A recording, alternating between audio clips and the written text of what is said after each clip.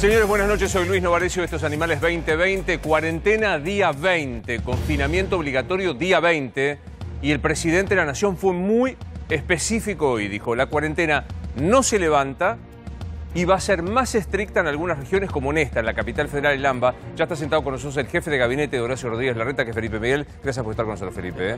Y por supuesto a la mesa para preguntarle, en un día en el que estamos con 65 personas fallecidas, 1.372 casos activos y en total es el número de 1.795 casos. Javier, ¿qué va a pasar? Vuelvo con la misma pregunta anoche. ¿Qué va a pasar el lunes 13 de abril? Buenas noches a todos. Luis, el lunes va a pasar más de esto que ya está pasando, que vemos que está pasando. Y de hecho, la reacción del presidente hoy en un par de entrevistas, sí, anticipando que está pensando en que no solamente siga la cuarentena, sino en endurecerla en algunas partes, tiene que ver con el aumento de la circulación que el gobierno vio de tránsito en la ciudad de Buenos Aires y en los alrededores de la ciudad, en el Gran Buenos Aires, por esto del inicio formal de la Semana Santa, de las vacaciones de Semana Santa. Panamericana impactante. En donde se habíamos dicho de todos los medios, que iba a haber controles para que la gente no saliera, para que nadie se tomara un mini turismo, para que no se fueran al country, porque estamos de cuarentena.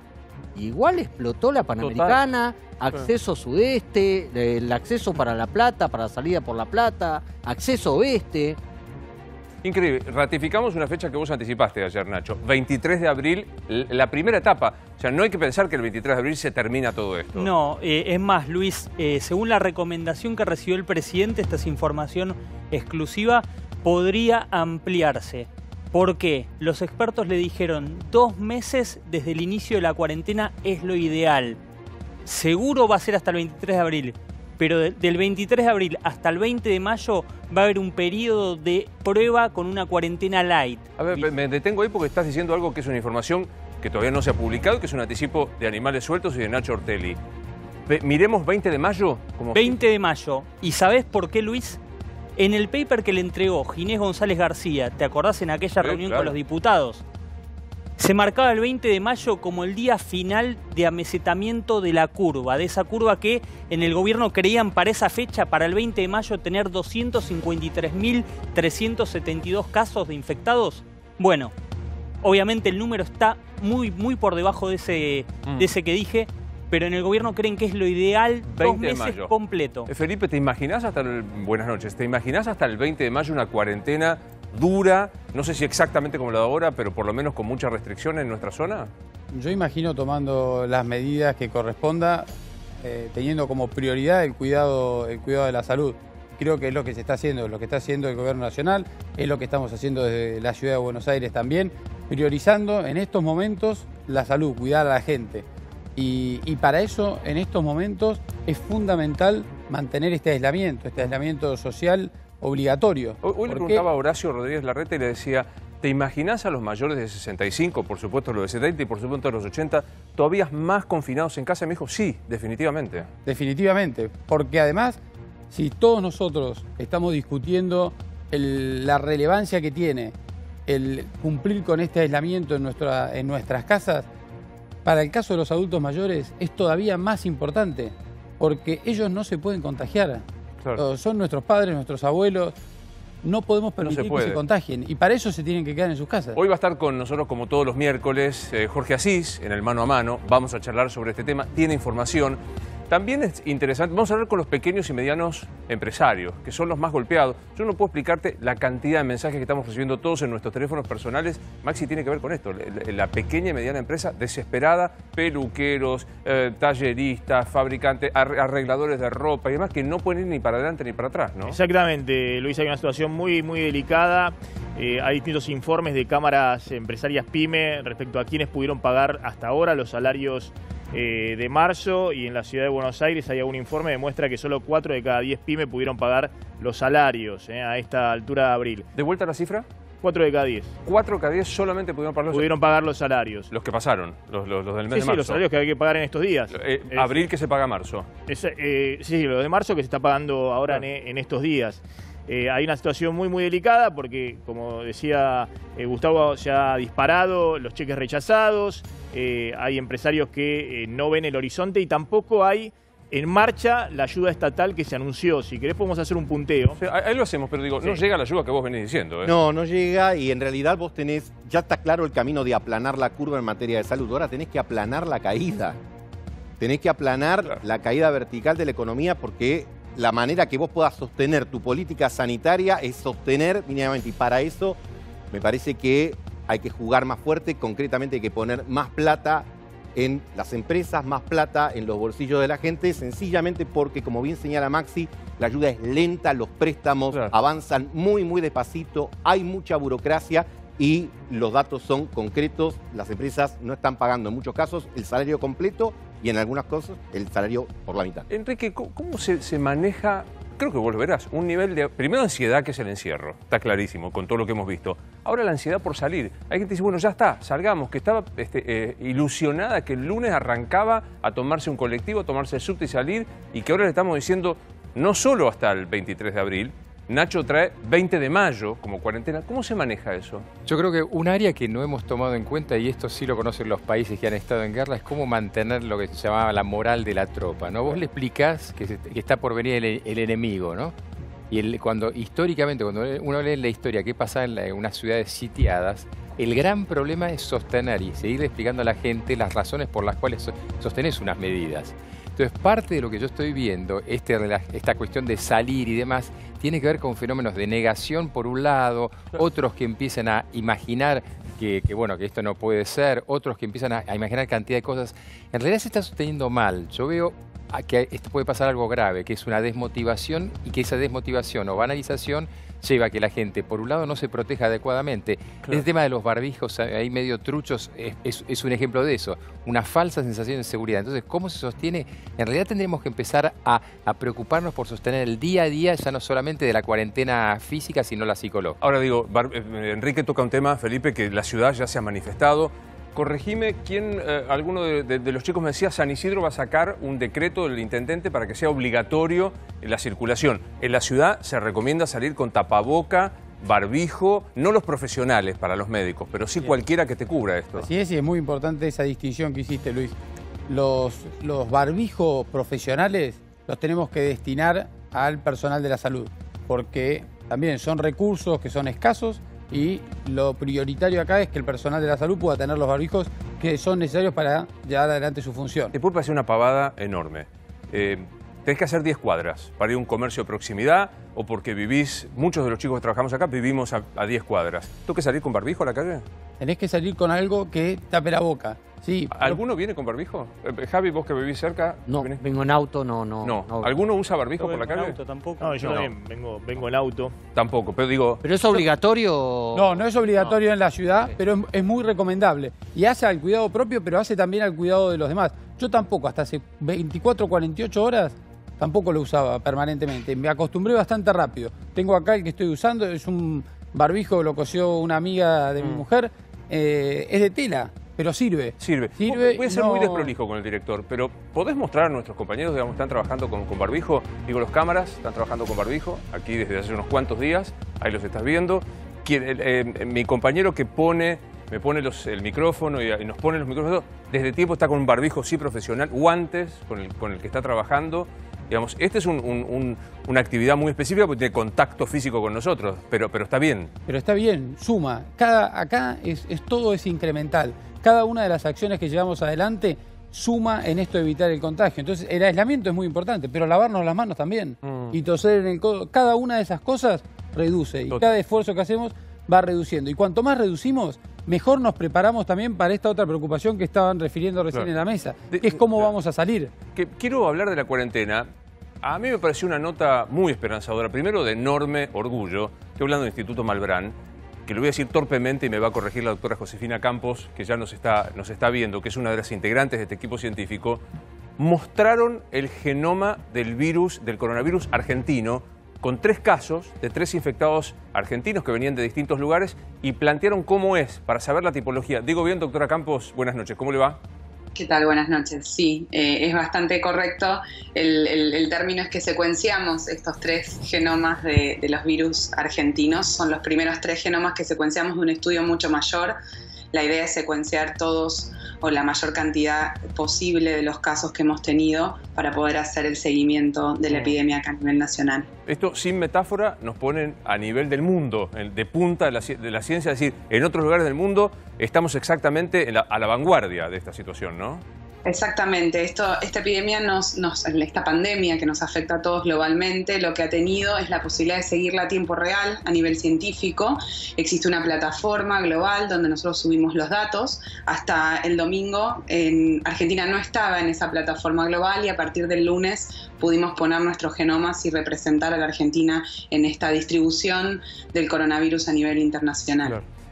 Yo pienso, y si estoy equivocado usted me corrige, si uno sabe contra lo que combate, con claridad, con una radiografía perfecta, como es esta secuenciación del genoma, es más sencillo poder derrotarlo o prevenirlo. La pregunta es directa, ¿cuánto falta para la vacuna o para el antibiótico o el antiviral que lo cure? Para eso no tenemos una respuesta tan clara. Desarrollar una vacuna lleva tiempo para cualquier patología, tenemos que tener paciencia para eso. Sí, lo que nosotros pudimos asegurar, secuenciando estos genomas y secuenciando los que faltan, es que esa vacuna que se esté desarrollando tenga la representación de lo que está circulando en el país. Asegurarnos que cubra los virus que están circulando en el país, como sucede con el virus de influenza todos los años. Hoy hablaba con la directora del instituto en la radio, y forman parte de un equipo, y me contó lo que fue esperar ese domingo casi sin irse a dormir para saber si salía o no sabía la secuencia. Y le hice una pregunta que puede parecer banal, pero a mí me parece que en estos tiempos de mucha mezquindad de algunos es interesante. ¿Cuánto gana en promedio un científico que labura con usted, doctora? Un científico que recién comienza está alrededor de los 40, 50 mil pesos. Eso es lo que está ganando un profesional que recién entra al Instituto Malbrán. Y dedica hoy, ¿cuántas horas de las 24 que tiene un día? Y hoy estamos trabajando alrededor de 10 horas por día, sin fines de semana, sin feriados, dedicados absolutamente. Es nuestra labor, es nuestra función pública, o sea, es nuestro trabajo, es lo que tenemos que hacer, ¿no? Eso no tenemos ningún tipo de duda y lo hacemos con muchísima dedicación, por supuesto. ¿Javi?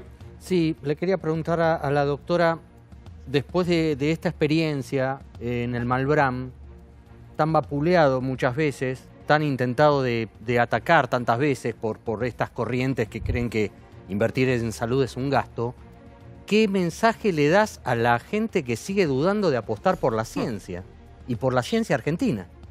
Es muy sencillo, si no se apuesta, o sea, un país que no tiene, digamos, inversión en salud pública, que no tiene inversión en ciencia, simplemente no puede responder a este tipo de emergencias ni a ningún otro tipo. Nosotros, secuenciar el genoma del coronavirus es parte de nuestro trabajo, como hemos secuenciado los genomas de un montón de patógenos que son relevantes para la salud pública. Si nosotros no invertimos en esto, en el momento de tener que combatir cualquier enfermedad, simplemente no lo podemos responder. Es absolutamente fundamental el respaldo estatal a la salud pública y a la educación y a la ciencia. Sin esto no podemos avanzar. Es tan sencillo como esto. No vamos a poder, por ejemplo, no podríamos tener representación de nuestros virus en la vacuna que se desarrolla a nivel internacional. Claro. Doc, si no soy indiscreto, ¿hay papá, mamá, abuelo más de 60 años en la familia? Sí, por supuesto. Mis padres, los padres del papá de mis hijos, o sea, sí, por supuesto, hay gente mayor de 60 años en la familia. Y por si hay alguno dudoso de que se tiene que quedar en casa, ¿qué les decís vos? No, de ninguna manera, quédense en casa, cuídense, cuidémonos todos. Nosotros respetamos la cuarentena absolutamente. En mi caso tengo que ir al instituto porque es lo que me corresponde, pero siempre manteniendo las distancias. Nos cuidamos entre los mismos profesionales muchísimo, muchísimo. Y sí, por supuesto, quédense en casa, cuídense, son las personas de riesgo. No hay ningún tipo de duda que esta es la medida correcta para tomar. Sos hiper joven. Te tuteo porque empezó Calvo a tutearte, así que arranco por... Sos hiper joven, no te voy a preguntar la edad, salvo que te guste decirla. No tengo ningún problema, tengo 40 años. ¿40 años? Sí. Sí, hace 7 años que estoy con el Instituto Malbrán. Y contame, ¿cuántos hijos tenés? Tengo 2 hijos, una hija de 9 años y un hijo de 4. Y cuando la hija de 9 te dice, mamá, no salgas a la calle porque hay virus, no labures con los virus, ¿qué le decís? Mi hija está muy asustada y le explico que mi trabajo es simplemente esencial para combatir, digamos, para tomar estas medidas. Sin esta información que estamos generando no podemos responder como corresponde. Ella entiende y valora esto, y para mí es fundamental darle esa imagen que nosotros necesitamos del científico y de la persona de salud pública que está respondiendo. Es necesario las dos cosas, la gente que se quede en casa y los que necesitamos responder. Acá hay un sistema público de salud que está respondiendo, no somos solo el Malbrán, tenemos médicos, enfermeros, gente que está y que es necesaria, así como otra gente que también nos está apoyando en esta cuarentena. ¿Qué te pasa cuando ves las imágenes de el que se quiere ir al country para la Semana Santa o lo que pasó el viernes con los jubilados? La verdad que duele muchísimo. Yo tengo que ir a trabajar, yo vivo bastante lejos del instituto, voy en auto, y me ha pasado de tener que hacer cola para poder ingresar a la ciudad para ir a mi trabajo y hacer lo que tengo que hacer, con lo cual es terrible notar que esta gente no respeta lo que nos están pidiendo y lo que realmente debemos hacer para cuidarnos entre todos. Es fundamental que todos nos quedemos en casa y nos respetemos y nos cuidemos entre nosotros. Es la única manera. ¿Me dejás que te haga una pregunta burra, torpe, de ignorante? Por favor, no hay preguntas burras. No, vas a ver. Dame un tiempo simplemente. ¿Por qué pasa esto? Digamos, viste que hay de las visiones conspirativas. China lanzó la guerra contra el petróleo y se alió con Rusia y quiere fulminar a Occidente. El otro que se le escapó, abrió una puertita en la heladera del laboratorio y se le escapó el virus. Otro que dicen es el equilibrio natural del universo. ¿Por qué pasa esto? Nosotros, tenemos enfermedades zoonóticas permanentes. Nosotros nos manejamos... ¿Enfermedades, perdón? Zoonóticas relacionadas con los animales, que hacen salto de especie al humano. Eso pasa, va a pasar, pasó toda la historia de la humanidad y va a seguir pasando. Es parte natural. Para las dudas de las teorías conspirativas, un grupo de científicos lo que hizo fue analizar el genoma en su totalidad y poder asegurar fehacientemente, a pesar de que ya lo sabíamos, que no hay ningún tipo de manipulación genética en este genoma. Nadie lo inventó, no salió de ningún laboratorio. Fue un salto simplemente de especie natural, normal, que puede pasar, ha pasado y va a volver a pasar. Es el señor que se comió el murciélago, digamos. No necesariamente, de hecho probablemente hubo una especie entre medio, no está 100% comprobado eso, pero sí, un reservorio de los coronavirus es obviamente los murciélagos. Sí, sigo total, ya te hice decir la edad, sigo más. ¿Dónde naciste, Josefina? Yo vivo en Tigre y nací en Tigre toda la vida. ¿Y dónde te educaste? ¿Cómo fue tu educación? Me eduqué en un colegio privado en la primaria y secundaria y después fui a la Universidad de Buenos Aires. Soy egresada de bioquímica. Digo, familia, me da la impresión, prejuicio, familia clásica de clase media argentina que va con la movilidad social ascendente, llegando a la universidad y progresando, ¿no? Sí, absolutamente, sí. Padres trabajadores, mamá universitaria, padre no, y sí, por supuesto. ¿Y por qué no te fuiste a la Argentina, que supongo debes haber tenido miles de propuestas? Sí, la verdad que sí, hice parte de mi doctorado afuera en Inglaterra, un poquito tuve la posibilidad de trabajar con colaboradores externos, seguimos trabajando con colaboradores externos. La verdad que amo mi país.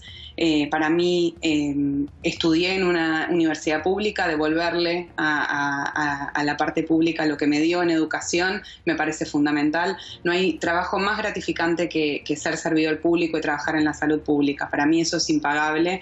Creo que este país tiene un montón de capacidad y nosotros estamos acá para eso, para resaltar esa capacidad. Pues es que me pasa lo mismo, se me escapó el nombre. ¿Me ayudás con el nombre de la directora del Malbrán, que es una genia también? Sí, Claudia Perandones, por supuesto. La doctora Perandones, que es, la verdad que esta mañana nos conmovió contando el caso, que debe haber miles, de ella sale todos los días, y Emma, que es una jubilada que vive en el primer piso del edificio, la doctora le dice, quédate ahí, no salgas, Emma, y Emma le dice, que te vaya bien en el laburo, porque si te va bien, me va bien a mí.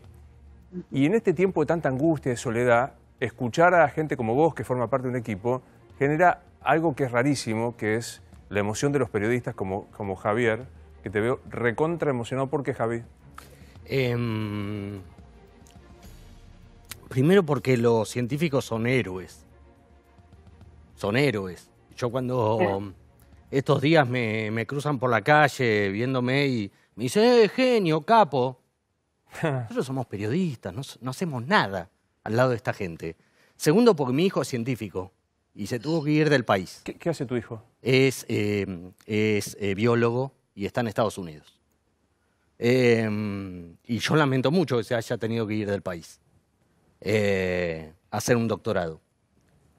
Pero si algo espero de esta pandemia, particularmente en la Argentina, y perdón porque estoy quebrado, es que se les dé bola a los científicos.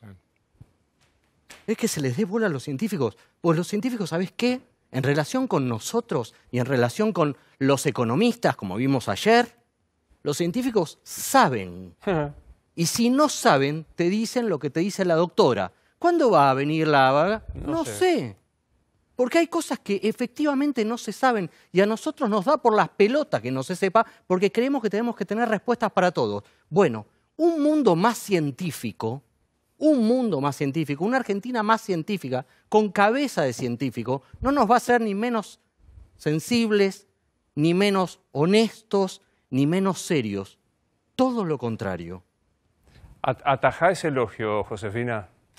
Bueno, primero aclarar, nosotros no somos héroes, ojalá lo fuéramos, somos personas comunes y corrientes que amamos nuestro trabajo y que vamos a trabajar todos los días y hacemos un trabajo tan importante como el de todos.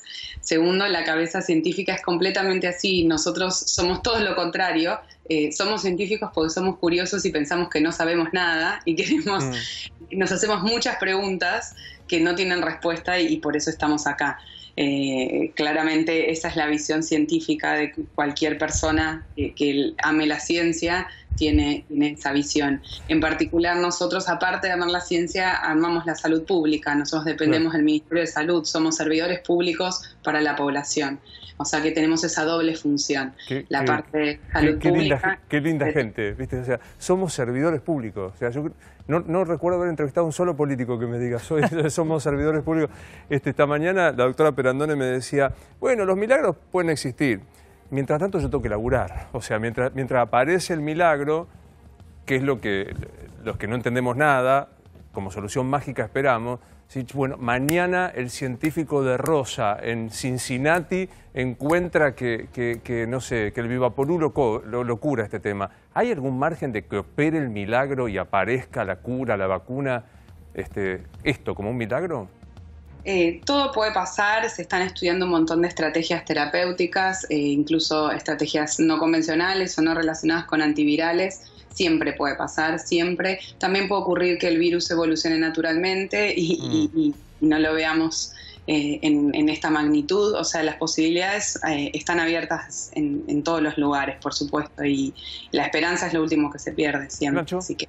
Sí, Josefina, te quiero consultar porque han habido colegas tuyos, científicos, incluso médicos, que han lamentablemente sufrido en estos días de cuarentena lo peor de la Argentina, ¿no? Ha habido casos de escraches en edificios a médicos. Una médica del Garrahan sufrió un escrache de vecinos que le pedían que no use ni los espacios comunes ni los ascensores. ¿Cómo vivís esa parte de la Argentina tan contradictoria? La verdad que es bastante fuerte porque no dejar ir a la gente a hacer su trabajo, que en realidad es para todos, es terrible. Nosotros, como efectores de salud pública, lo primero que tenemos en cuenta es la protección tanto personal como de la gente que nos rodea. Imagínense que yo voy al laboratorio, estoy en la calle, vuelvo a mi casa, estoy con mis hijos. Sabemos perfectamente cómo cuidar a los demás, es parte de nuestro aprendizaje, es nuestra educación, con lo cual pensar que alguien que está yendo a hacer un trabajo en salud pública pueda llegar a comprometer a otra persona, la verdad que es muy doloroso y muy triste. ¿Y qué te pasa a las 9 de la noche cuando se aplaude, Josefina? ¿Se los aplaude a ustedes? La verdad que es mucha emoción, es muy lindo que se reconozca un trabajo que, como decimos, es nuestro trabajo diario. Lo que hicimos, si bien fue un logro y puso Argentina en el mapa, es algo que hacemos de rutina, no es... digamos, que se reconozca en este contexto nos emociona muchísimo. Hoy tuvimos la visita de un presidente en el instituto. Esto no había pasado nunca. ¿Nunca un presidente fue al Malbrán? 4 años del instituto nunca nos vino a visitar un presidente. Por supuesto tuvimos ¿No te das cuenta de lo que es este país? De Salud, y hemos tenido ministros todo el tiempo. El ministro Ginés viene permanentemente al instituto y los ministros anteriores también. Hemos tenido contacto directo con el ministerio permanente, somos las personas que les informamos y le damos datos para que puedan seguir trabajando, pero nunca nos había visitado un presidente. Vos sabés que, sí, en el mismo país donde mandaron a lavar los platos a los científicos y demás, ¿no? Pero digo, hay algo extraño para mí que en el Malbrán hay un oxígeno distinto, porque, como te decía hoy la directora, escuché a otro colega tuyo, transmiten algo... no sé si les pasa a ustedes, pero de cierta tranquilidad en la angustia que estamos viendo. De cierta certeza de estamos laburando como laburamos. Por si recién llegás al programa, la doctora Josefina, junto con un equipo en Malbrán, lograron secuenciar el genoma del coronavirus en Argentina de 3 pacientes. ¿Dije bien? ¿Aprendí? Sí, está perfecto. Bien. Digo, son científicos de élite en el planeta. Hablale al que te está viendo angustiado, que está encerrado en casa, que está con los chicos y tiene miedo de perder el año lectivo y que no tiene laburo. Hablale a esa persona, Josefina. Sí, tenemos que estar tranquilos. Nosotros en el Instituto Malbrán pasamos por un montón de emergencias sanitarias. Esta no es ni la primera ni la última. Hemos pasado la pandemia en 2009, hemos tenido la epidemia del cólera en los 90, hemos tenido, o sea, y combatimos todo el tiempo no combatimos, en realidad trabajamos con un montón de emergencias sanitarias y estamos preparados y cada vez aprendemos más y cada vez sabemos mejor cómo manejarnos en estas situaciones y vamos aprendiendo cada vez más. Claramente este es un virus nuevo, tenemos que estar atentos, pero bueno, estamos trabajando para eso, estamos generando la información, hay una transformación muy grande a partir de esta pandemia, a nivel de cómo se hace ciencia, de cómo se hace salud pública, a nivel internacional y a nivel nacional también. Tenemos los recursos necesarios, estamos trabajando para hacer lo mejor posible para todos y eso nos da muchísima tranquilidad y esperemos que le dé también muchísima tranquilidad a la gente de que se está haciendo todo lo necesario y se está trabajando con evidencia científica, que es lo más importante. Quiero que te pregunte algo el doctor Enrique de Rosa, pero viste que acá nosotros, los periodistas, estamos sosteniendo un debate que es... paramos todo porque la salud es lo más importante, pero estamos liquidando la economía porque el país se va a destrozar. ¿Cómo vivís ese debate? ¿Hay que empezar a abrir los comercios, hay que levantar un poco la cuarentena? ¿Cómo vivís ese debate, Josefina? La verdad me excede un poco en cuanto a mi conocimiento, con lo cual no tengo una opinión tan formada como puedo tener de otros temas. Creo que es algo que se tiene que ir evaluando momento a momento, que es lo que se está haciendo a nivel nacional, con la evidencia que se va generando, con la forma en que se va desarrollando. Esto es minuto a minuto. La realidad es esa. Un virus nuevo, tenemos que ver cómo va evolucionando, cómo la cantidad de casos, la cantidad de muertos y con toda esa información ir tomando las medidas necesarias a medida que se vayan desarrollando. Por supuesto que hay una preocupación social y económica, que eso la tenemos todos, no podemos no tener esa sensibilidad y no saber cómo esto está afectando a cada uno de nosotros, a los que necesitan ir y generar su dinero, a los que no están pudiendo llegar a fin de mes. O sea, esto nos afecta a todos y va a tener un impacto económico no solamente en Argentina, a nivel internacional. Es una cosa claro, que... Es obvio, es obvio. Viste que es rara, Calvo, perdón, un segundo, Doque, es rara, de un tema que no sabe dice no voy a opinar, es un ser humano extraño, o sea, no opina de lo que no... Son científicos. Son científicos. Lo digo con es otra lógica. Mejores. Mucho mejores. Digamos, la doctora Josefina y el Malbrán y tantos otros son mejores que el resto, por lo menos mejores que nosotros seguro. Sí, Enrique, ¿qué querías preguntarle? No, algo, bueno, desde ya felicitar a la doctora, pero comentar algo que quizás sirva la imagen de la doctora ahora para ilustrar algo que siempre suele ser una dicotomía acá y en todas partes, que es la economía y la ciencia. Se supone que se gasta en ciencia y en realidad, para contarle, lo que ellos acaban de encontrar ahora nos permite, ni siquiera voy a usar la palabra ahorrar, es cosa que no vamos a tener que comprar afuera. Claro. No vamos a tener que comprar esa ciencia, porque lo que uno no produce lo tiene que ir a comprar luego caro, y como muy bien señaló, pero pasó, y por eso me permito, Josefina, resaltarlo, es que, ¿saben qué? Codificaron nuestro virus, el que nos está afectando a nosotros, que no es la misma cadena, porque la vacuna que va a llegar va a ser una vacuna que hayan decodificado la secuencia de ARN en otra parte. Lo entiendo. Entonces, Este mal matrimonio entre ciencia que decía Javier y demás es parte de lo que tenemos que ir cerrando. Uno ni siquiera gasta ni invierte. Es una necesidad básica, vital, tener ciencia. Ni hablar. Y lo del sistema de salud pública, bueno, yo hoy no lo estoy, pero toda la vida he hecho en el sistema de salud pública. Si uno no tiene claro que es un servidor público, no lo puede hacer. Totalmente. Y entonces sucede, lo que pasa es que en esos servidores públicos ya no es solamente el sueldo. Hay cantidad de residentes, concurrentes y gente que está formando que se asume que prácticamente son mano de obra, no diría esclava, pero gratis. Pero por ahí pasó de largo, 40.000 pesos gana uno que se inicia en el Y un montón que no ganan nada. Oh, claro. Doc, ¿cómo se llama tu hija más grande de 9? Ana. Ana. Y tenés otro más, ¿no? Lucas, de 4. No, el de 4 a Lucas lo vamos a dejar con Peppa Pig, supongo, por ese lado. Pero digo, Ana, ¿cómo le explicás qué es el coronavirus?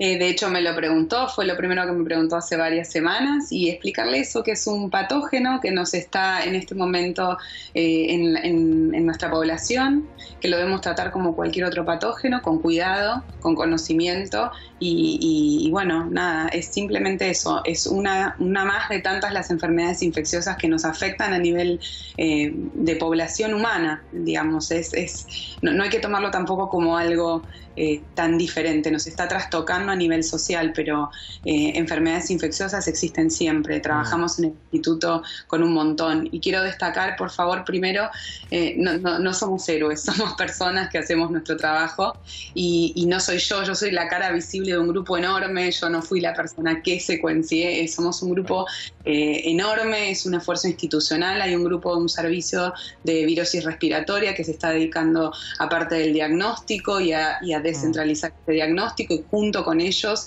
elegimos las muestras con una selección epidemiológica para secuenciarla, hay un departamento de virología respondiendo atrás, un instituto entero, claro. Es el Instituto Nacional de Enfermedades Infecciosas, sosteniendo todo esto, desde la persona que entrega las muestras, la recibe, la gente de limpieza que viene a hacernos el apoyo, técnicos de laboratorio y profesionales, claro, que estamos ahí para esto. Yo soy simplemente una cara visible. Me tengo un poquito en esto porque me parece que es interesante. Por lo que leí y escuché, tomaron 3 muestras de 3 personas argentinas que vinieron, uno de Asia, uno de Estados Unidos y otro de Europa, ¿es correcto? En realidad sí, es correcto que vinieron de distintos lugares. Después pudimos ver que 2 estaban relacionados a linajes europeos y uno al linaje de Estados Unidos. Esto concuerda perfectamente con los datos epidemiológicos y fue una selección inicial para poner a punto la técnica. Esto, como digo, es el primer estudio. Seguimos secuenciando otros genomas con esta selección epidemiológica porque lo que queremos ver es cómo va transmitiéndose a nivel local, qué es lo que va pasando, claro, una vez que dejamos de tener los ingresos internacionales. A lo mejor es equivocada la pregunta. ¿Es distinto el virus del virus que de Inglaterra o el virus de China, de Wuhan? ¿Tiene alguna particularidad distinta? Los 3 genomas que hemos podido secuenciar, de hecho, se encuentran en un linaje, los 3 juntos, que es el linaje que es el más reciente, que es el que está circulando actualmente en Europa, de los que hay, porque hay más de uno, y sí los podemos distinguir, por supuesto. Es parte de la característica de los virus ARN, es de alta mutación, con lo cual tiene una evolución bastante rápida y sí los podemos distinguir. Está bien. Gustavo, te quiero hacer una pregunta, pero me voy a escudar en Ana, la hija más grande de Josefina. Ana en algún momento del día dice, bueno, mamá, ¿cuándo? ¿Cuándo vuelvo al colegio? ¿Cuándo vuelvo a ver a mis amigas? Así que echarle la culpa a Ana por la pregunta, no es el ansioso que te está preguntando. ¿Cuándo? Cuando sea necesario. O sea, cuando estemos seguros de que esa es la mejor medida para tomar. Tengamos paciencia, la paciencia es para cuidarnos, nada más que para eso. Hoy no es el momento, está claro. No, hoy no. No, ¿cuándo? No lo sabemos. Lo vamos a ir decidiendo, no yo por supuesto, obvio, las autoridades, a medida que crean que es la mejor medida para tomar en ese momento. ¿Cuándo? No lo sabemos, pero vamos a saber que es el momento correcto. Gustavo. Hola, Josefina. Una pregunta. Hoy en Estados Unidos había distintas informaciones respecto a que la población de origen hispano y la afroamericana estaba porcentualmente más afectada. En el caso de Argentina, ¿tenemos elementos dentro del marco de los casos que se han dado naturalmente de infectados para poder establecer algún tipo de sesgos más allá de los lógicos de la edad, ¿no? No todavía, no tenemos todavía ese dato, por lo menos yo no lo tengo concretamente. en mi equipo tan claro. Todavía no tenemos, o sea, la cantidad de positivos, casos positivos no es tan grande como en Estados Unidos, y no sé cómo está la discriminación respecto a etnias. Es un dato un poco más complejo de analizar, pero no tenemos en este momento ese dato, por lo menos no lo tengo yo. ¿Y qué pasa? No sé si es tu especialidad, pero viste que se publica, hay 20 ensayos, la hidroclorixina, ¿no? Como se llame, un antirretroviral para el VIH, no sé, ¿eso qué, en términos de encontrar una solución, qué es, Josefina? En realidad son ensayos respecto a lo bueno es que son medicamentos o terapias que ya se están utilizando, con lo cual requieren menos posterior testeo en cuanto a seguridad. Por eso se utilizan o se están probando este tipo de terapéuticas. Si estamos más cerca o no, todavía no lo sabemos, se están testeando. Justamente los N que se están manejando aún son muy bajos, como para tener una respuesta concreta en este momento, por lo menos de literatura científica que leí hasta ahora. Maxi. Le quería preguntar, hoy me explicaba un médico que había salido un estudio que comparaba las vacunaciones que había en distintos países, haciendo corte respecto a los infectados por COVID-19, y habían encontrado que había un grado de complicaciones mucho menor en aquellos países en los cuales había vacunación de una vacuna en particular, que creo que era la BCG, que era para la tuberculosis, y que en dos grandes poblaciones donde no está esa vacuna, porque no han tenido esa enfermedad como endémica, Estados Unidos e Inglaterra, hay mayor mortalidad o mayores dificultades para resolverlo desde el punto de vista inmunológico que en otros países europeos, o que en Japón, donde sí había esa vacuna. Tengo entendido que en Argentina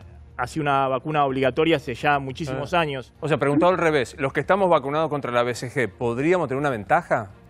El estudio lo leí hoy muy por encima, leí solamente el abstract, que es como el resumen del estudio, no he podido leer todo el paper completo.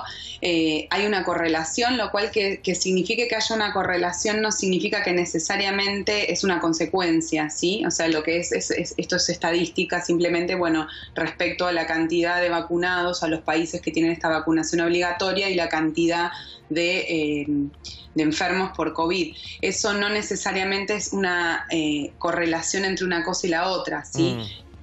Puede ser una coincidencia como no. Sí, lo que se vio es que había una correlación estadística, pero no significa que la vacuna esté asociada necesariamente a una protección contra el coronavirus, ¿sí? O sea que, todavía no está demostrado. Voy a traicionar, me odian que yo mire el teléfono celular y sé que tienen razón, que no es televisivo, pero están lloviendo los mensajes de abrazos y de felicitaciones a todos ustedes. Y traiciono también un mensaje de una amiga que me dice: me puse a llorar tanto de la emoción escuchando a la Josefina que al final no me quedó claro qué es lo que hicieron. Lo vuelvo a contar porque muchos deben estar así emocionados, que secuenciar el virus en la Argentina. ¿Me contás cómo fue? Creo que fue el domingo, ¿no? ¿Cómo fue esa espera de todo el Malbrán para que diera...?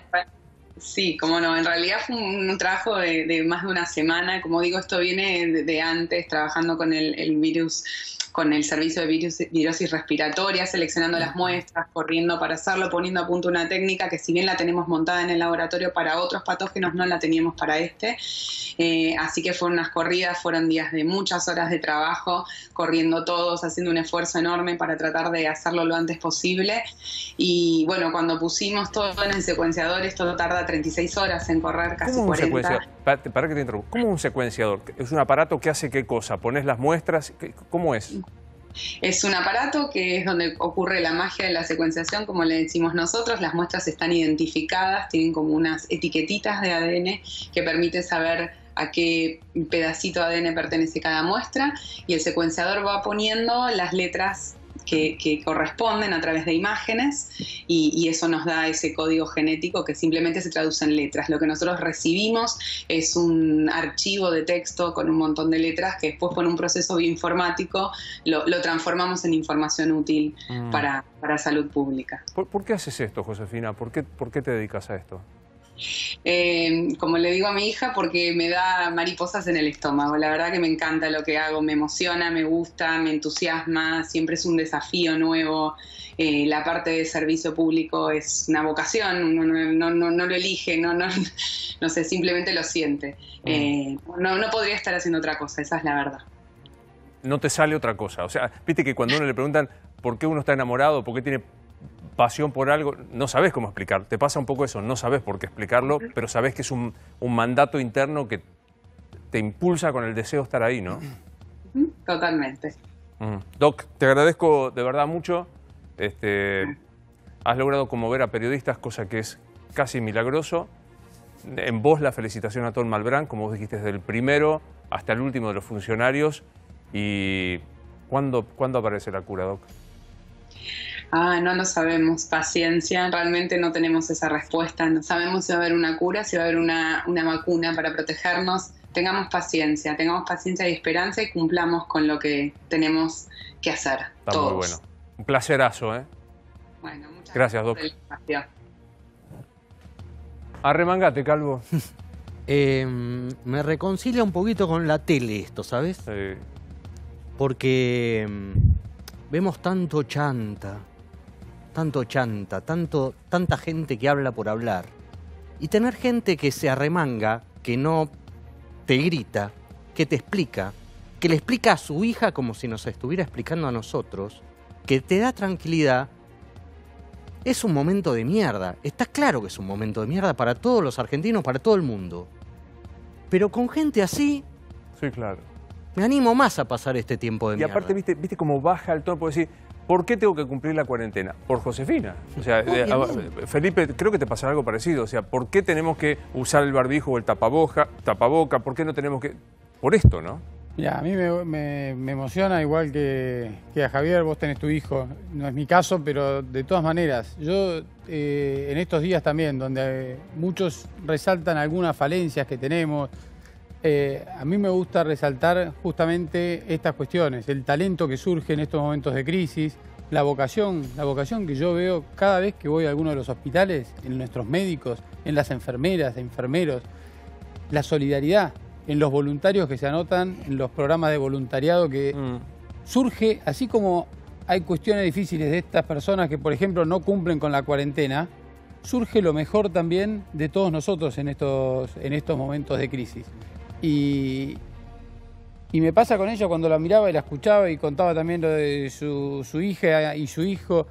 Pero a mí me pasa cuando recorro los hospitales. Eso me pasa mucho, porque primero me enorgullece el laburo que hacen, el compromiso que tienen, la vocación que demuestran nuestros médicos, enfermeras, enfermeros, todo el personal en los hospitales. Hay gente que a mí me dice, ¿para qué vas ahora en este contexto a un hospital?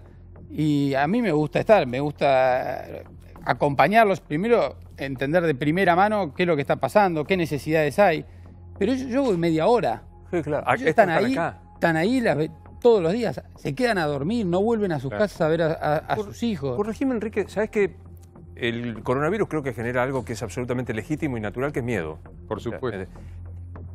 A mí como que me exorciza un poco el miedo. Pero ¿sabes por qué? Y es por... Yo creo que Javier, y yo también me congratulo, porque uno que no es de la televisión, sino que está medio invitado, es esta cuestión que uno se permita dudar, que la duda exista como sistema, es maravilloso, porque en definitiva, cuando vos decís, pues, tanto chanta, porque en definitiva también son colegas, pero uno ve gente que habla con certeza, y en general los médicos, los bioquímicos, la gente que vos ves, las enfermeras y demás, en general vivimos dudando y vivimos equivocándonos. Sí.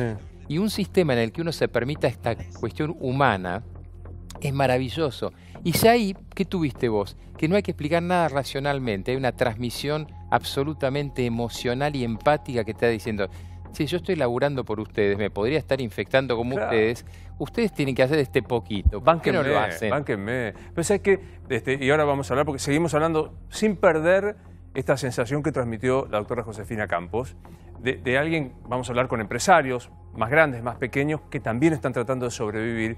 Yo me acuerdo una de las primeras veces que trabajé en la tele, dijo, yo la verdad que estoy seguro de muy pocas cosas. Claro. Y alguien me dijo, no vuelvas a decir eso nunca más al aire porque te genera... Pero la verdad, estoy seguro de muy pocas cosas. Bueno, nada, seguimos hablando y con Felipe, que nos va a ayudar. Está con nosotros Tamara Bengen, que es dueña de un bar con área de juegos infantiles. Gracias, aquí primero en nuestra parte, bueno, nuestro conocido Cabrales, gracias por estar con nosotros. Y también está con nosotros Pía Filiol, que es dueña de un jardín de infantes. Tamara, imagino, dueña de un bar con áreas de juegos infantiles cerrada totalmente, ¿no es cierto? Cerrada y bueno, muy afectada con el tema.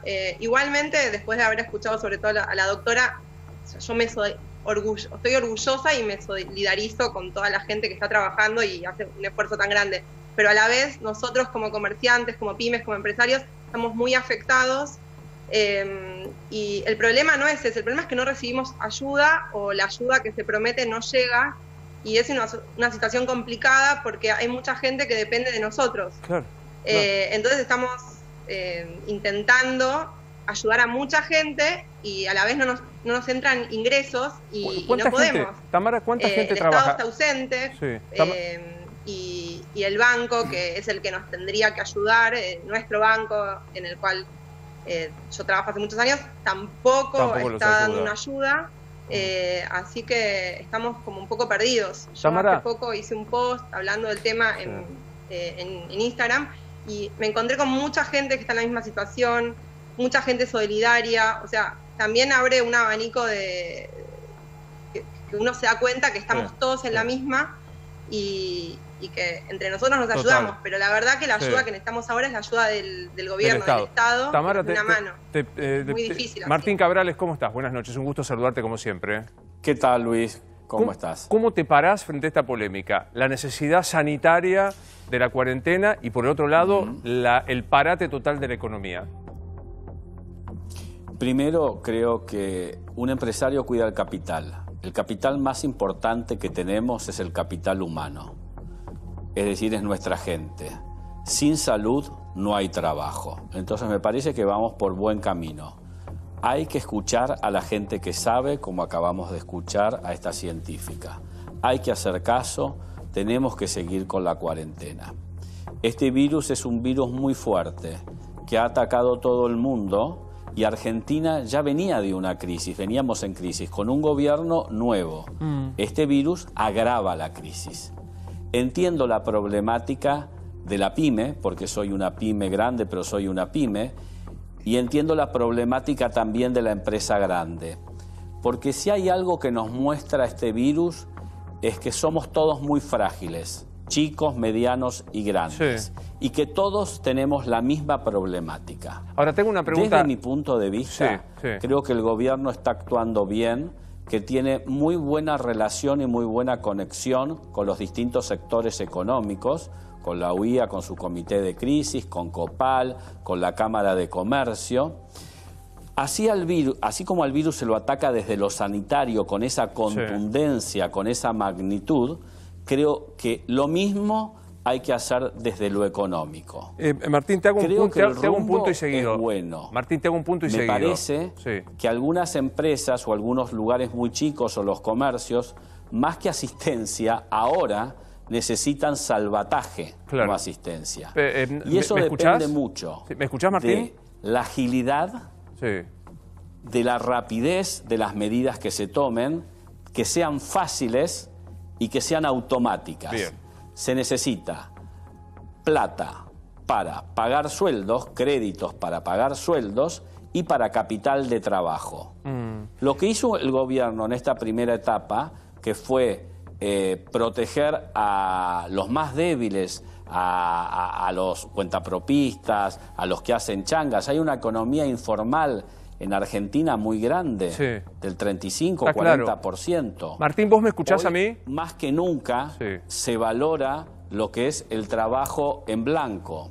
Bien. Se me complica hacer la comunicación. Sí, te estoy escuchando y por eso quería hacerte una pregunta. Tenemos algún inconveniente técnico para preguntarte. Te dejo para después porque quiero saludar a la Pía también, para preguntarte cuánto más se banca esta situación de cuarentena la empresa el bar con juegos de Tamara, tu empresa conocidísima. Y Pía, te saludo. Buenas noches. ¿Cómo estás, Pía?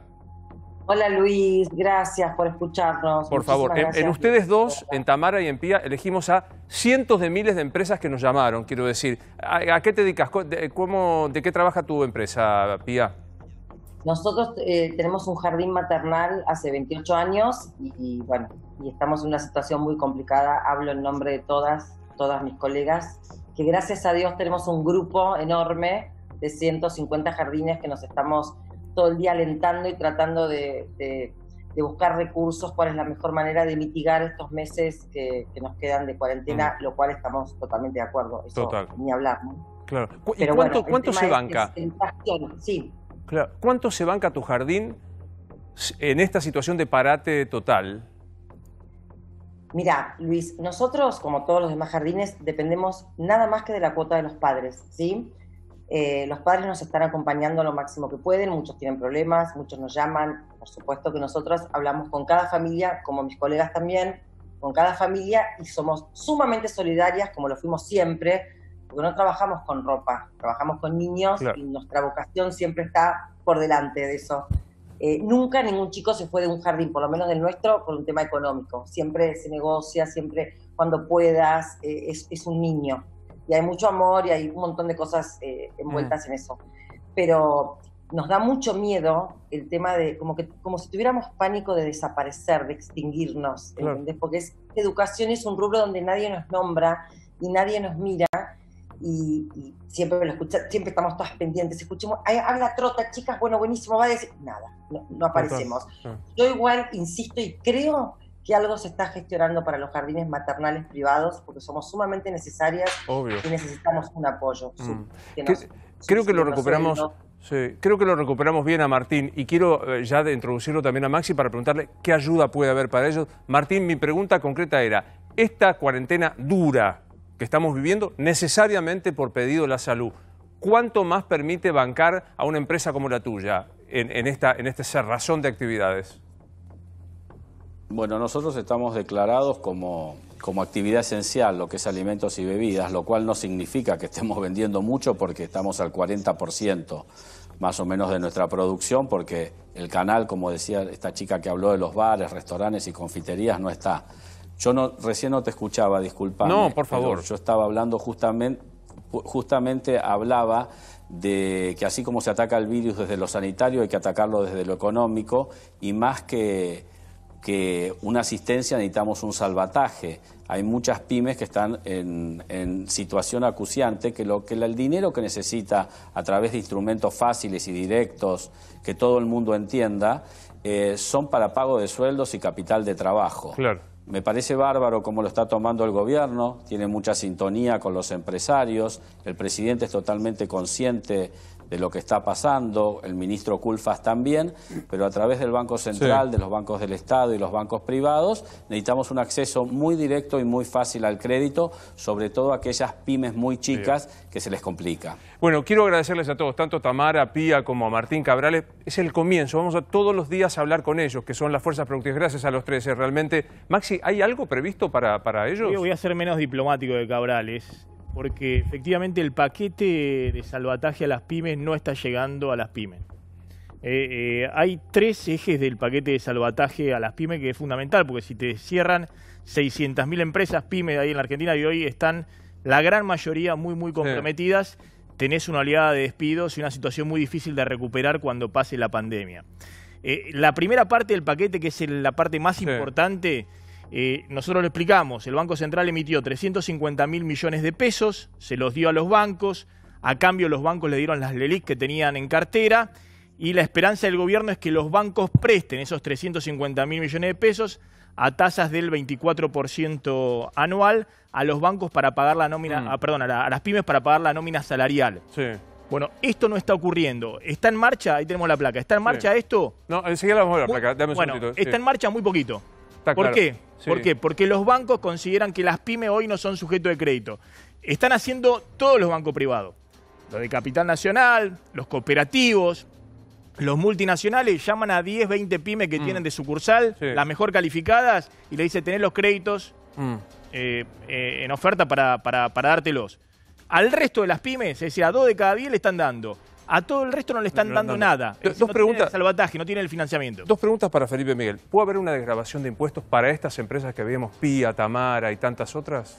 Mira, en el caso de la ciudad, nosotros tenemos herramientas limitadas, porque también en estos casos que estamos mencionando, por ejemplo, el caso de Tamara, nuestro impuesto fundamental, que es el de ingresos brutos, cuando se caen los ingresos, sí, claro, le lleva poco o ningún alivio. Por eso nosotros estamos evaluando otras alternativas. Por un lado, desde el Banco Ciudad ya se adhirió a estos préstamos con tasas más convenientes e incluso a las tasas del 24 que se habían propuesto. El Banco Ciudad bajó aún más y está ofreciendo estos créditos a tasas del 22%.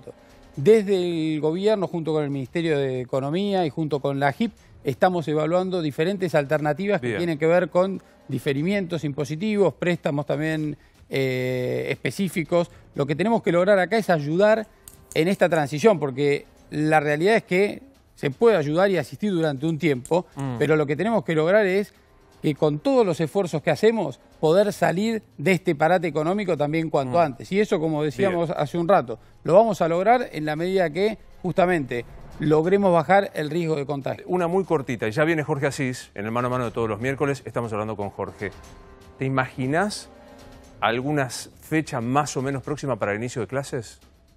No, la verdad que me parece aventurado, me parece que yo no haría futurología con esto, me parece que también están en juego la ansiedad de todas las personas, la ansiedad de nuestras familias, me parece que hay que manejarnos con esta información con mucha precaución. Gracias, Felipe. Gracias, Luis. Un placer verte como siempre. Javi, ¿qué va a pasar para controlar el fin de semana, que arrancamos ahora el fin de Semana Santa? Mirá, va el gobierno nacional, gobierno de la ciudad y gobierno de la provincia, van a actuar mancomunadamente en el área metropolitana para evitar todos estos movimientos que ya empezamos a ver hoy. Creen que mañana se van a repetir por esta idea de tanto sector, de un sector de la población que cree que es fin de semana largo y tienen derecho, ¿no? Acá no pasa nada, y si voy al country, voy a ver a la abuela, voy a ver al tío, y no, estamos en cuarentena, entonces se van a reforzar los controles, no necesariamente de los habituales que venía viendo en los accesos y egresos de la ciudad, sino más en peajes, en Panamericana, acceso oeste, acceso sur, para justamente controlar que se evite el movimiento, porque para el gobierno sigue siendo central el evitar el movimiento, porque el movimiento es lo que transmite el virus. Me voy a ir a sentar con Jorge Asís. Vuelvo al comienzo con algo que planteaste, Nacho, sin ánimo de generar ningún tipo de preocupación ni de angustia de esto. Fechas, decíamos 23 de abril, sin embargo vos planteaste 20 de mayo. Sí, del 23 de abril hasta el 20 de mayo se abre un periodo de cuarentena light en el que se va a monitorear con aplicaciones. El gobierno quiere implementar la inteligencia artificial, como ya lo está aplicando con la gente que está volviendo, que fue repatriando en estos días. Les hace bajar una aplicación en el teléfono y determina los movimientos para hacer una ruta de eventuales focos de contagio. Entre el 23 de abril y el 20 de mayo va a ser light, se van a abrir en sectores que no tienen tantos casos confirmados y también se va a controlar online con esas aplicaciones. Gracias, muy amables. Maestro. ¿Cómo está mi amigo Rosario? ¿Cómo está? ¿Cómo está usted? Bien. ¿Todo bien? Bien, ahí escuchándote. Bueno, ¿qué crees que va a pasar el lunes 13 de abril? El lunes 13 de abril, mira, me parece que de acá hasta el domingo va a haber un ejercicio de suspenso que tiene que ver con el discurso final que dará, donde va a notificar la decisión que ya se tomó después de muchas consultas para complementar lo que ya se decidió y con diálogos con los gobernadores para notificarles también lo que ya se decidió, pero escuchando. ¿Qué se decidió ya? Que va a seguir la cuarentena. Que va a seguir la cuarentena pese al hastío de tanta gente, me parece muy bien. Lo que pasa es que yo no me puedo poner a hablar con vos como un infectólogo, eso ya han hablado. Me parece que lo único que le queda al presidente es el coronavirus, ¿entendés? Que se aferra al coronavirus, se aferra al COVID, porque es hoy su causa, por supuesto que es su causa noble, pero me parece que da por perdida directamente la otra cuestión que tiene que ver con la economía, con todos los aspectos del país, con algunos escándalos que empezaron a ocurrir, ¿entendés? Hoy, el COVID tapa absolutamente todo. Y el presidente, que lo tiene casi como aliado al COVID, por supuesto, entre comillas, ¿no es cierto? De una forma, y los literales, como aliado, verdadero, fuerte, porque es en lo único que puede mostrar ahora una cierta efectividad y eficiencia, con arbitrariedades. Tengo un punto y porque viste algunos escándalos, te referías a compras del Ministerio de Desarrollo. Sí, son cuestiones, mira, yo siento que te lo anticipé todo. Lo que te conté del tema del loteo, que hoy por todas partes se habla del loteo, es lo que explica, si vos querés, el último escándalo. Me lo traducí porque vos decías, un ministerio se lotea verticalmente, es decir, responde Jorge Asís y todos son Jorge Asistas. Este ministerio de Novarecio, y yo no voy a poner debajo de Novarecio un tipo que me lo controla Novarecio y que de pronto empiecen a mirarse con desconfianza desde el primer día, porque paralizo la gestión. ¿Y eso se hizo? Y eso ya directamente se hizo. Yo también te dije acá, hace un par de semanas, acá había un gran problema entre los intendentes y las organizaciones sociales. Se reflejó, si vos querés, en este conflicto. En algún momento parece ser que Alberto lauda en favor de los intendentes, organizaciones sociales tienen algunos lugares de poder en ese lugar,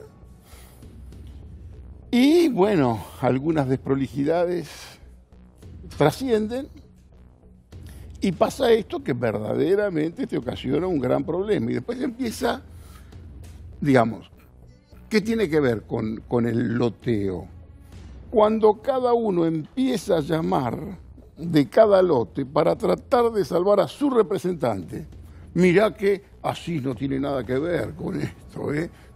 Mirá que a Novarecio lo ponen ahí, pero Novarecio esto no tiene absolutamente nada que ver. Digamos.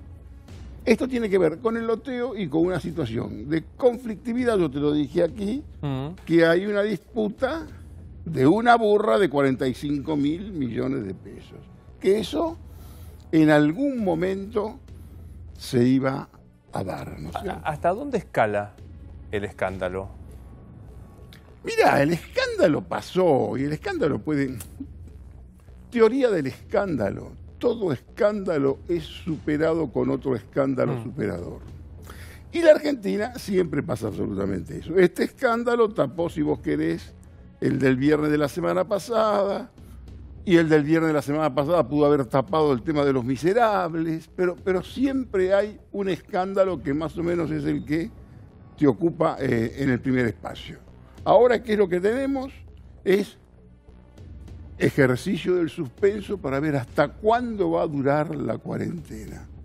Casi con un pretexto, si vos querés, salvador y mesiánico. Primero la salud, pero, muchachos, coincidamos que estamos en default y que la salvación, el gran pretexto no es en el mundo pasa exactamente lo mismo. Pasa exactamente lo mismo en otros lugares del mundo, pero no es así. Para Argentina puede ser un poquito más complicado. Argentina tiene que hacer su reforma estructural para ver cómo resuelve esta cotidianeidad que le impide prácticamente ponerse en movimiento. ¿Cómo terminás con el asistencialismo en Argentina? ¿Qué tenés que hacer con los 14, 15 millones de personas a las que tenés que alimentar 3 veces por día, desposeídos que cada vez tienen más hambre y desposeídos que por el derrumbe de la economía cada vez son más? ¿Cuál es la salida? ¿Cuál es la reacción del Estado? La impresión permanente de billetes crocantes. Como vos decís todo el tiempo en Jorge Asís Digital.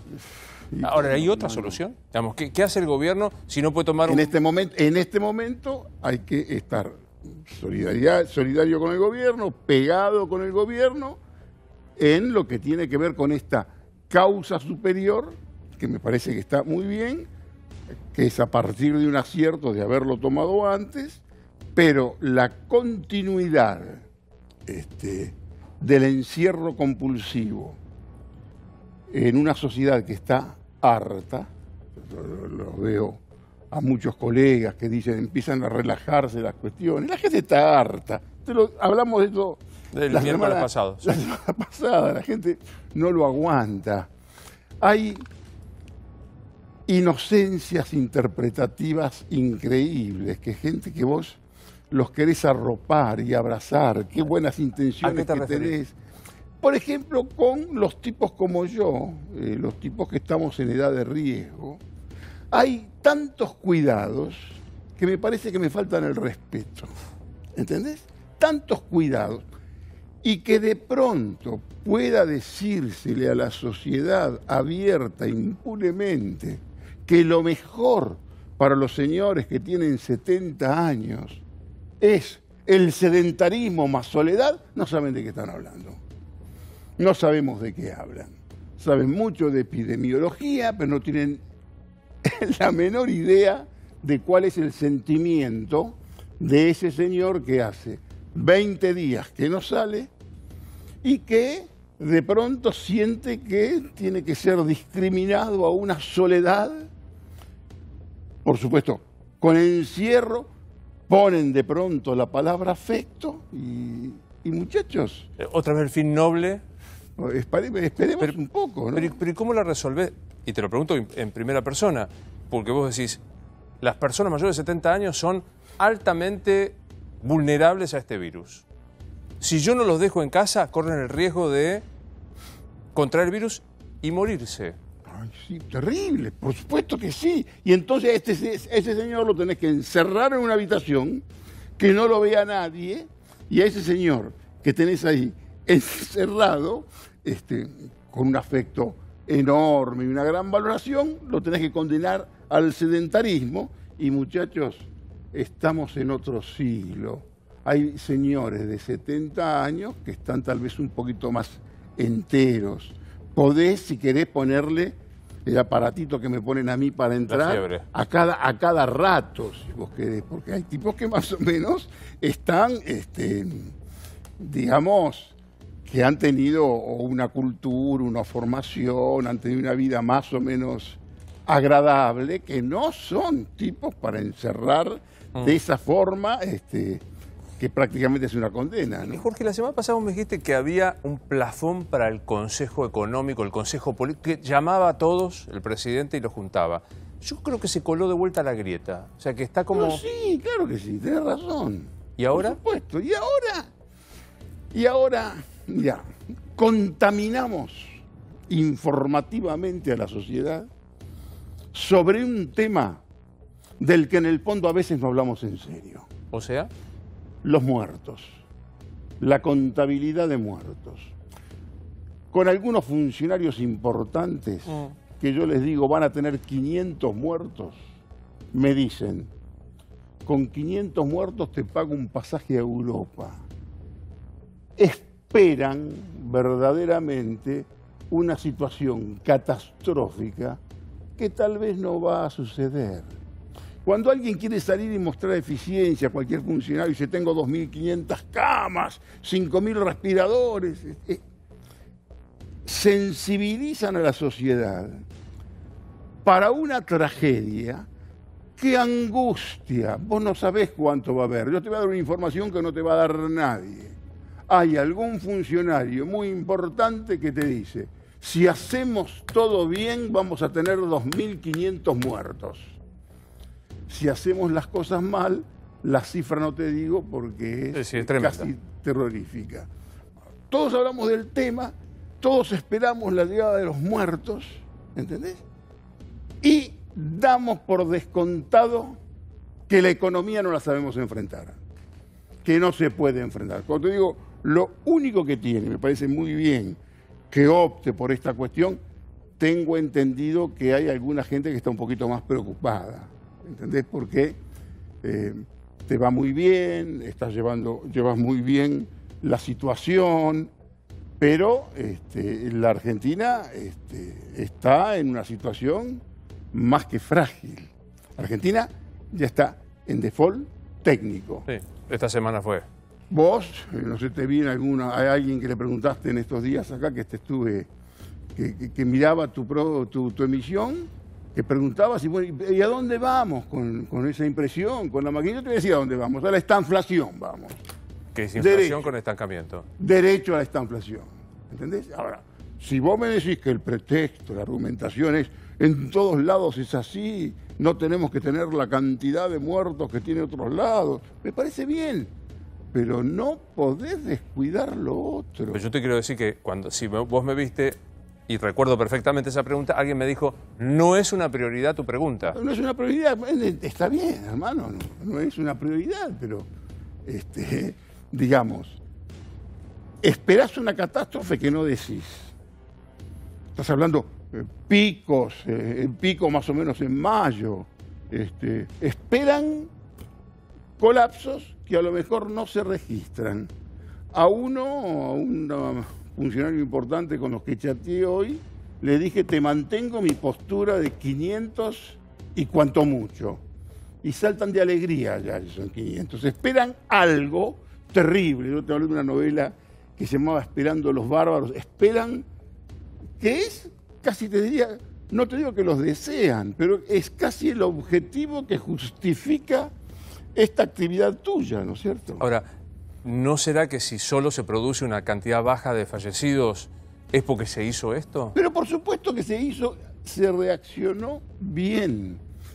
Pero aquí, entre tantas consultas más o menos ficticias que se hacen, porque en realidad son consultas destinadas, complementarias, pero destinadas a justificar una decisión política ya tomada, que es, porque casi te diría, esta manera de interpretar la gestión se siente cómoda con el país parado.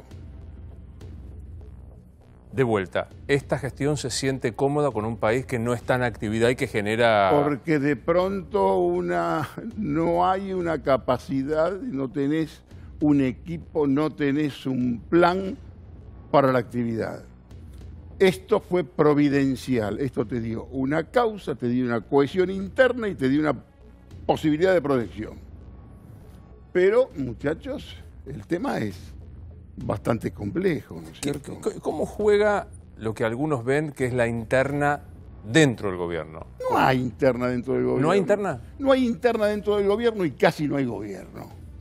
¿Casi no hay gobierno? Casi no hay gobierno. Hay un gobierno destinado a esto. En realidad, el gobierno es por arriba y hay un cachivacherío en lo que tiene que ver con aspectos de decisión, de gestión, que se notan en lo cotidiano cuando prácticamente chocan contra un paredón. ¿Entendés? Hay mal loteado, un gobierno mal loteado, no hay una conducción política, no hay la menor idea de cómo salir, y hoy tenemos nosotros esta causa, que esta es la causa que, nos mantiene más o menos ocupados y nos brinda una posibilidad de épica. Esto que te digo me parece que preocupa demasiado a muchos gobernadores, jefes políticos, que no lo dicen. ¿Por qué no lo dicen? No lo dicen porque, por supuesto, no es ni elegante ni conveniente decirlo. Pero creo que tu audiencia merece saber que son muchos los que callan, lo que yo no tengo ninguna necesidad de ser prudente ni de justificarme ante nadie, te lo puedo decir. Ni tampoco porque vos necesitas la coparticipación o la ayuda económica para pagar los sueldos. Esa coparticipación y ayuda económica consiguieron 60.000 palos, 20.000 en 3 veces para va a darle aire un poco a los gobernadores que saben que igualmente no pueden pagar los sueldos. Yo te hablé, quizás fui imprudente la semana pasada, te identifiqué las 4 provincias que son las que más o menos están bien. Sí. El resto están todas para la piedad. Y las economías provinciales no están exhaustas, están devastadas. Vuelvo a esto que te decía del arco político que en algún momento pareció cohesionado y que venía a rendirse al presidente de la Nación frente a esta causa noble. Yo hoy siento que se metió la grieta y que eso no funciona más, que no hay un apoyo político que pueda recibir Alberto Fernández. ¿Me equivoco? Mirá, no sé si hay apoyo político y si hay alguna manera de apoyarlo. Porque ¿cuál es la manera de apoyarlo hoy, Alberto Fernández? Es, por supuesto, no decir las cosas que digo yo, ponerse al lado y enrolarse en la guerra santa contra el virus, cosa que me parece perfecta. Pero hacen exactamente lo opuesto de lo que hay que hacer. Vos hoy al capital lo tenés que atraer, salvo que vos creas que bajaste de Sierra Maestra. No bajaste de Sierra Maestra, bajaste de Puerto Madero, ¿entendés? Hasta la Casa de Gobierno. Vos, esto no es un gobierno revolucionario. Yo te vi ayer en esta pelea. Heller-Esper. Yo estoy en desacuerdo en realidad con los dos, pero no importa de eso. A mí lo que me interesa desde el punto de vista en lo que está jugado hoy, el peronismo, que no tiene absolutamente nada que ver con ese tipo de proyectos. El peronismo atrae el capital, lo combate solamente en la marchita. ¿Entendés? En la marchita se lo puede combatir y me parece perfecto que se lo combata. Pero después vos no tenés que igualar para abajo. Hasta te diría más, con un concepto marxista te explico que vos no tenés que igualar para abajo. Le atribuían a Lenin, cuando le hablaban del arte para el pueblo, una frase que dice: no es que hay que llevar el arte a nivel del pueblo, hay que llevar el pueblo al nivel del arte. Lo que vos tenés que hacer es elevar un poco esa base, pero para eso tenés que ver cómo crea fuentes de trabajo. Si al asistencialismo solamente lo que tenés como proyecto es mandar a los militares con la chancha a darles guiso, que es una nota de mi portal de hoy, mandarles guiso, si esa es el destino, el objetivo y la preparación de las Fuerzas Armadas Argentinas para ir a darle de comer, si este es un nuevo operativo Dorrego y prácticamente tenemos que dejar todo ese conglomerado en pos de la bonomía del padre Pepe, los curas obreros. La política tiene que dar otra respuesta. Pero atrás un poco. Si no es peronista el impuesto a los ricos, ¿qué es? ¿Un gesto qué? ¿De los muchachos, de los chicos, de la doctora? Es una chicana. Si saben que eso no pasa. Si vos, ¿sabés qué es lo que yo pienso en el fondo? Que deben preparar algún blanqueo. Es decir, yo te voy a asustar a vos con que te voy a sacar el 1% de tu fortuna, porque te lo voy a sacar porque sos rico. Y porque es un pecado ser rico. Y si sos rico, porque sos ladrón. Sos corrupto. Es un nivel de análisis que me parece un tanto cuestionable. Sobre todo cuando vos no tenés como proyecto hacer la dictadura del proletariado ni un país comunista, sino que son muchachos de Puerto Madero, de la capital, que quieren ver cómo más o menos se puede rajuñar una moneda de alguna parte. ¿Por qué? Porque no hay la menor capacidad para generar un peso por otro lado. Es decir, vamos a sacar de aquel que tiene. ¿Sabés qué debe haber ahí? Debe haber un intento de blanqueo. ¿Cómo decir? No entiendo. Vení, un nuevo blanqueo. No te voy a sacar el 1%, esta plata, pero tráemela acá y vení, invertime en la Argentina. Adolescencias como las que se discutieron ayer aquí, que tienen que ver con este impuesto a los ricos, ¿sabés qué es lo que fomenta? El exilio fiscal.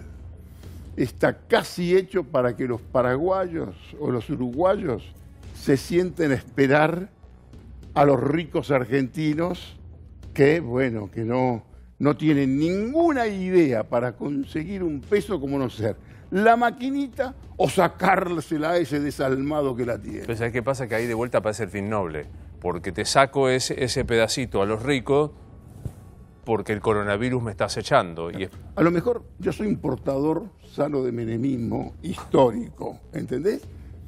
Yo al capital lo quiero conmigo.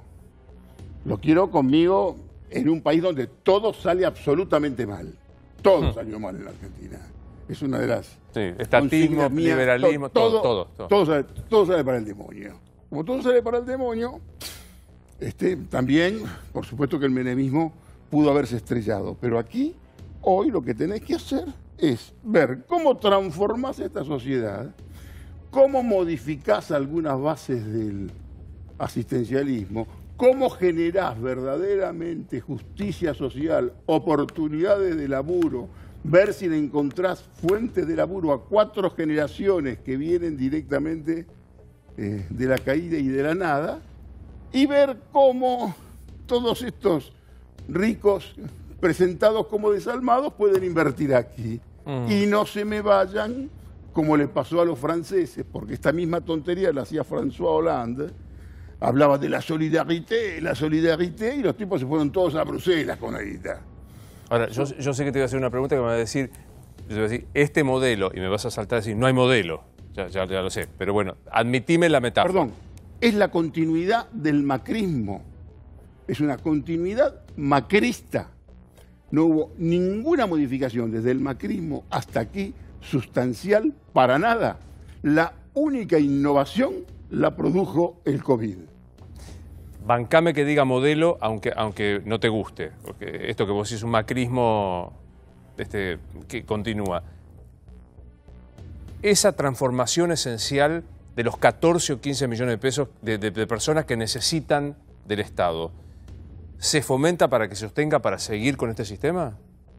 Mirá, este es el gran desafío que tienen todos. Acá, sinceramente, yo te lo agarro al padre Pepe, a Javier Milei, al muchacho Grabois y demás, te los encierro una semana, casi me ponen de acuerdo, me traen un proyecto político. ¿Grabois y Milei? Por supuesto, ustedes se me ponen de acuerdo. Está con la Argentina, hermano. Vos tenés que poner de acuerdo hoy la razonabilidad que puede tener Kachanowski, Horacio Liendo, López Murphy, Melconian, con los tipos que son los más sensatos, que tienen que ver con la situación social. La organización social. Muchachos, ¿esto lo sacás o no?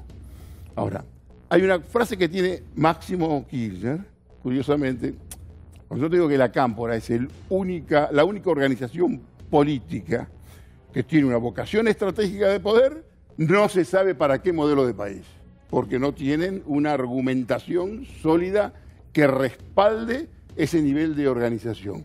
Él dice, un país con todos adentro. Bueno, muy bien, ¿vos querés un país con todos adentro? ¿Cómo? Con la persecución, con el hostigamiento, aquel tipo que la hizo y por el mero hecho de haberla hecho es un ladrón, un corrupto. Vos ver cómo lo atraes. ¿Cómo haces? A ver, en todo ese conglomerado de esos 14 millones de pobres, más o menos también tenés que entender que hay entre 8.500 y 10.000 motochorros. Que por supuesto que ahora no trabajan con esta cuarentena. También son tipos que van a salir a hacer su moneda en cuanto puedan, ¿no es cierto? Vos tenés ahí 14 millones de personas estragadas, alejadas del sistema, condenadas a comer el guisito, y con 3 o 4 generaciones que vienen alejadas de lo que es el trabajo. Ahí tenés que ver cómo creás de pronto. ¿Y eso es ¿te lo imaginás Milei, Grabois tratando de...? Te digo yo, sí, por poner un ejemplo. Es una cuestión metafórica. El liberalismo con las organizaciones de base, ¿te lo imaginás sentado tratándose de poner de acuerdo con esto? Cuando el poder político lo tenés vos, sí. Cuando vos tenés el poder político, yo te digo, cuando te digo un pibe como Grabois, con el cual yo hablé una sola vez, Grabois me dijo a mí, esto no es infidencia, que él con determinada cantidad de dinero le acababa con la pobreza en la Argentina. Nadie lo escuchó nunca. Él cree eso. Yo creo que Milei Milei es no solamente si yo fuera operador, consultor de Milei, les digo, no le tires tanto a los políticos, porque la Argentina sale desde la política. Me quedé con una definición tuya que dijiste, a ver si la puedo repetir. La Cámpora es la única organización estructurada políticamente. Estructurada políticamente, con una vocación estratégica de poder, pero sin modelo claro de país. Es un enigma. Vos no sabés qué es. Podés sospechar que son peronistas. Se llaman Cámpora, no casualmente. El peronismo se convirtió en un instrumento. El peronismo hoy no tiene identidad, no tiene ideología. Hoy por el peronismo, de pronto, qué sé yo, hablan todos los integrantes del frepacito tardío que están alrededor. Hoy es un desorden total. No existe poder político. Te dije el otro día, Alberto Fernández, con fichas prestadas, y se ganó unos cuantos plenos. Hizo unos cuantos plenos. Ahora está jugado completamente, en lo personal, al margen del destino del COVID, a su imagen. Todos miran si tiene alguna interna con la doctora. No, lo que yo sé de la doctora, mi información probablemente mala, es que está harta. ¿Harta? Harta. Cansada de un modelo de país que me parece que no sabe para dónde va. Porque de pronto vos podés tener, cuando tenés un modelo claro, podés por lo menos oponerte. ¿Cómo hacías para oponerte a Macri? Cuando te digo que Macri fue un buen producto desperdiciado, porque era un buen producto. Si vos le ponías un poco de política, un tipo flaco, rico, buena historia, bellas mujeres, el relato de su secuestro, habla idiomas, empresario, pero ese muchacho vos le ponías política y lo hacías verdaderamente un cuadro. Terminó haciendo operaciones, focus, toda una visión perimetral, insustancial de la política, que no lo diferencia mucho de algunas de las operaciones que hacen estos muchachos. Estos muchachos de acá hasta el domingo, ¿qué es lo que van a hacer? Van a tratar de mantener la centralidad hasta el domingo para ver cómo van a hacer, qué es lo que se va a abrir, qué es lo que no se va a abrir, y vamos a estar con la contabilidad de muertos. De muertos, infectados, y con esta contaminación informativa que también, se lo digo a los colegas, harta tanto como el encierro a mucha gente. ¿Entendés? No en vano hay tanto Breaking Bad, tanta gente con las series, porque la gente ya sabe que esto es una pálida. Sabe que es una pálida y ya. Profesionales del poder, que pueden ser gobernadores, ministros, en algún momento despojados, ya te dan la economía como una causa perdida. Como que esto no tiene solución. Y yo, pese al COVID, pese a mi edad en riesgo, yo todavía creo que la Argentina tiene perfectamente solución. Bueno, quiero tomarme un segundo porque después quiero profundizar sobre el hartazgo de la doctora y sobre algo que me dijo un peronista tradicional. A un peronista no le hubiera pasado lo que pasó el viernes con los jubilados. Ahora te lo planteo como hipótesis. Un gran abrazo a toda la cole, a la comunidad judía, porque empezó el Pesach, Hag Sameach, para todos ellos un gran abrazo. Me queda un rato para terminar y me dices de lo que vos quieras. El hartazgo de la doctora, perfílame eso. Mirá, la doctora me dicen que estaba un poco harta, está tensa con la situación, y debe ser lógico. Cualquier tipo más o menos consciente de poder tiene que estar preocupado con esta situación. ¿Qué? Por supuesto, hay una causa superior, pero hay todas otras causas complementarias que te llevan a una suerte de destino incierto. Pero el hartazgo, ¿cómo se manifiesta? ¿Solo manifiesta? No sé, yo no tengo más información que eso, yo no hablo con él. Lo que me entero es que hay una atmósfera de tensión, si vos querés. Con respecto a las colas y al pragmatismo, que vos decís, el peronismo, mira, una pequeña, el peronismo es la ideología del poder. La clave es que el poder signa los códigos de esa ideología, ¿entendés? Vos, de lo que no te podés separar es de la justicia social, Después el resto, si tenés que privatizar o estatizar, depende de las circunstancias históricas, incluso si vos querés. Vos me preguntaste por el tema de los bancos. Sí. Y mira, un peronista es pragmático, conoce verdaderamente el territorio y la sociedad que conduce y que gobierna. Una cola para pagar, para cobrar jubilados, te la vas a ver hacer. Un placer verte. Jorge Así es Digital, lo pueden leer. Nos vemos el miércoles que viene. Bueno, por favor. Soy Luis Novarecio, estos Animales 2020. Hasta mañana.